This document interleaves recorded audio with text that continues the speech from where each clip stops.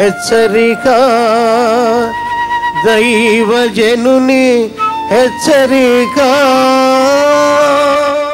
ఒకడు తన ఇంటి వారిని సంరక్షించనిడలా వాడు అవిశ్వాసి కంటే చెడ్డవాడు. అలాంటి కన్నీటితో ఉన్న కుటుంబాలు ఎన్నో ఉన్నాయండి. ఒక తాగుబోతు ఇంట్లో ఉంటే ఆ ఇంట్లో వారికి సమాధానం ఉండదు. ఒక జగడగత్తె ఇంట్లో ఉంటే గయ్యాలి భార్య అంట. సొలొమోన్ రాశాడు, గయ్యాలితో కాపురం చేయటం కంటే అరణ్యంలోకి వెళ్ళిపోవటం మేలంట. భర్త ఇంటికి వచ్చినంటనే భార్య ఏం చేయాలండి? బౌ బౌ అని కుక్కలాగా అరవాలా, కసరాలా, ఏం తెచ్చావయ్యా అనాలా? పూర్వకాలంలో భార్యలు పతివ్రతలు అనేవారు మన దేశంలో. రండి, కాళ్ళు కడుక్కోండి, భోజనం చెయ్యండి. ఇప్పుడు ఏం లేదు, కాళ్ళు కడుక్కోరు, ఏం కడుక్కోరు. ఇప్పుడు కరోనా అంతా ఇంట్లో తెచ్చుకోవటమే. కరోనా వైరస్ ఎందుకు వచ్చిందనుకున్నారు? కాళ్ళు కడుక్కోరు, చేతులు కడుక్కోరు. రోగాలు ఎక్కువైతే ఇప్పుడు ఏం చెప్పారు? చేతులు కడుక్కోవాలి, మూతకి గొడ్లు కట్టుకోవాలి, కాళ్ళకి సాక్స్ వేసుకోవాలి. గయ్యాలితనముగా ఉండి మళ్ళీ నువ్వు ప్రార్థన చేస్తే ఎవ్వరు నీ ప్రార్థన వినరమ్మా. నా భర్త మారలేదండి అని చాలామంది చెప్తుంటారు. నేను అడుగుతాను, ఏయ్యా మీ భార్య చాలా బాగా ప్రార్థన చేసుకుంటారు కదా, చాలా చక్కగా దేవుని మందిరానికి వస్తారు, పాటలు పాడతారు, ఆమె ఎంత భక్తిగా ఉంటారు, నువ్వెందుకు రావు చర్చికి అని అడిగితే చాలా ఎవరికోడే నా భార్య భక్తి నేను నమ్మను అన్నాడు. అదేంటండి అట్లా అంటారు ఏంటండి? నిజమేనండి, ఎప్పుడు బైబిల్ చదువుతూనే ఉంటుంది, బైబిల్ పట్టుకునే ఉంటుంది, ఎప్పుడు చూసిన ముసుకేసుకునే ఉంటుంది, నేను చచ్చిపోవాలి పరుగులు ఎత్తడే ఉంటుంది. కానీ కోపం వచ్చిందంటే మాత్రం ఏం మాట్లాడద్దో ఏం చేస్తుందో ఆమెకే తెలియదండి. ఎన్ని కొండలు పగలగొట్టింది తెలుసా మీకు? ఎన్నిసార్లు నా మీద పడి గోర్లతో రక్కేసిందండి బాబు. ఆమె మళ్ళీ మీటింగ్లోకి వచ్చి కూర్చుంది. ఏమ్మా, మీ ఆయన మీటింగ్ రాలేదంటున్నావే కానీ నీ సాక్ష్యం సరిలేదంట కదా ఇంట్లో, నీ కోపం ఎక్కువ అంట కదా. అవునండి అయ్యగారు అండి, నా కోపం కొంచెం ఎక్కువేనండి. కొంచెం అంట, ఎంత? కొంచెం ఎక్కువేనండి. అదేందో కోపం వచ్చినప్పుడు నేను ఏం చేస్తానని నాకు అర్థం. అమ్మ, పాపము నుంచి ఇడిపించిన దేవుడు కోపం నుండి ఇడిపించడా? ఏది నీలో అబద్ధాలు ఆడే బుద్ధో, కోప్పడే బుద్ధో, జగడమాడే బుద్ధో. మీటింగ్ అంటే నిద్ర వస్తుందండి కొంతమందికి. వాక్యం మొదలు పెట్టగానే వస్తుంది నిద్ర, ఉట్టప్పుడు రాదు. వాక్యం అయిపోయిన తర్వాత తెల్లారిదా కూర్చోమని మళ్ళీ. వాక్యం అనగా నిద్ర వస్తుందంటే అదొక సాతాను యొక్క పనిముట్టు నీ జీవితంలో ఉంది. ఏదన్నా నీ జీవితంలో బలహీనత ఉంటే దాన్ని విడిపించగలిగిన వాడెవరో? ప్రార్థన చేసుకోమని కోపం నుంచి విడిపిస్తారని పాస్టర్ గారు చెబితే ఆమె 3 రోజులు ఉపవాసం ఉండి, ప్రభా ఈ కోపం నుండి నన్ను తీసేయ, నా కోపం వల్లే నా భర్త మారటం లేదు, నా కుటుంబంలో సమాధానం పోతుంది అని కన్నీటితో ప్రార్థన చేసుకుందట. ఒకరోజు ఆయన భర్త ఇంట్లోకి వచ్చాడు, ఏదో ఊరెళ్ళి వచ్చాడట.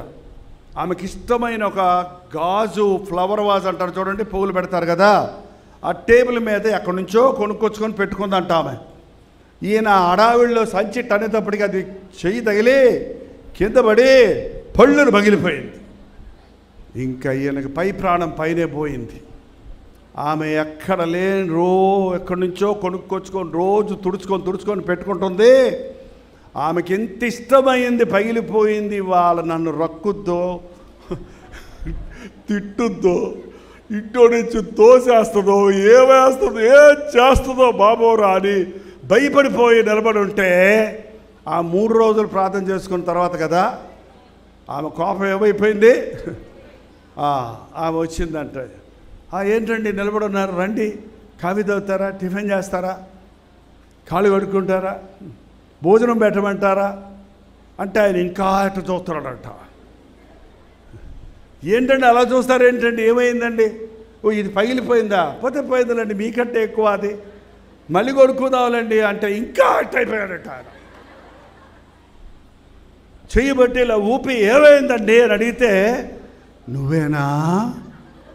నేనేనండి, మరి నీ కోపం యేసయ్యా తీసేశాడండి. నిజమా? నిజంగా యేసయ్య కోపం కూడా తీసేస్తాడా? అట్లయితే నీ దేవుడిని నేను కూడా నమ్ముకుంటానని మళ్ళీ వాళ్ళిద్దరూ చర్చకు వచ్చి సాక్ష్యం చెప్పారండి. మన జీవితాల్లో ఇతరులు మారలేదు అంటున్నాం, కానీ వారు మారకపోవటానికి కారణం అనేక సార్లు మనమే అయి ఉంటామండి. మనం పూర్తిగా మారకపోవడానికి కారణం నీలో ఉన్న ఒక చిన్న తప్పును, ఒక పొరపాటును, ఒక బలహీనతను, అది నాకు దేవుడు పెట్టిన ముళ్ళులే.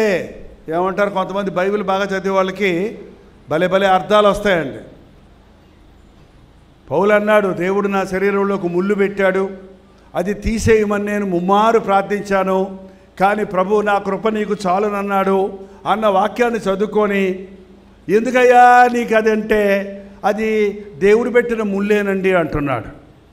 నువ్వు అంతా బాగుంటావు, మీటింగ్కి వస్తావు, సిగరెట్ తాగుతావంటే ఏంటి, సినిమాకి వెళ్తావంటే ఏంటి, నీకు ఇంకొక సెటప్ ఉందంటే ఏంటి, ఎవరో పరస్త్రీతో సంబంధం ఉందంటే ఏంటి, అదేనండి నా ముళ్ళు అన్నాడంట ఒక ఆయన.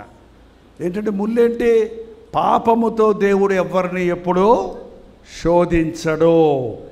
నీకున్న పాపమును ఒప్పుకుంటే దాని నుంచి నేను విడిపిస్తాడండి. చాలామంది జీవితాల్లో ప్రభువుకు ప్రార్థన చేస్తూనే ఉంటారు, భక్తిగా ఉన్నాం అంటూనే ఉంటారు, కానీ వారి జీవితాల్లో ఉన్న బలహీనతల నుండి విడిపించబడరు.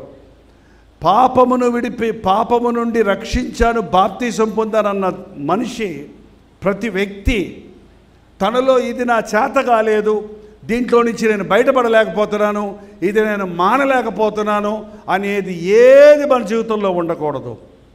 నీలో ఉన్న బలహీనతను దేవుడు నీ బలముగా చేయటానికి ఆశ కలిగిన వాడుగా ఉన్నాడు.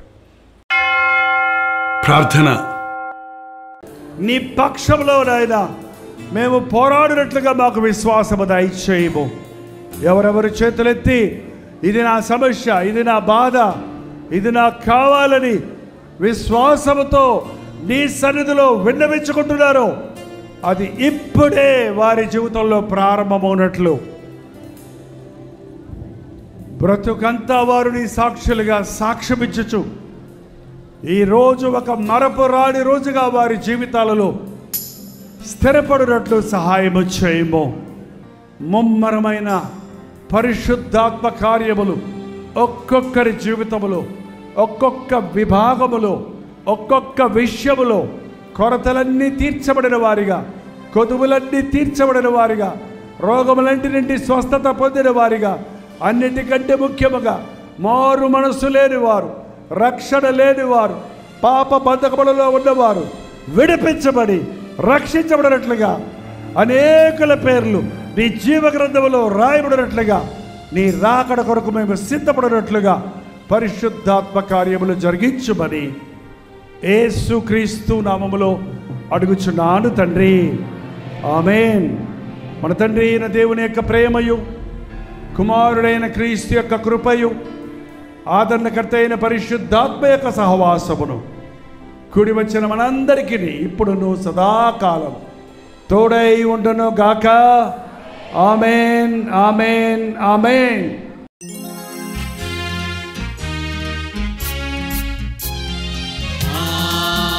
హల్లెలూయా, హల్లెలూయా, హల్లెలూయా, హల్లెలూయా, హల్లెలూయా, హల్లెలూయా.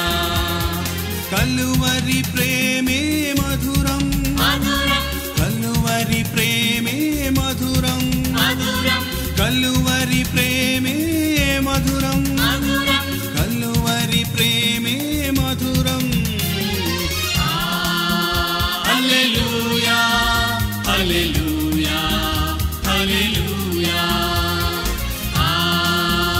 హల్లెలూయా, హల్లెలూయా, హల్లెలూయా.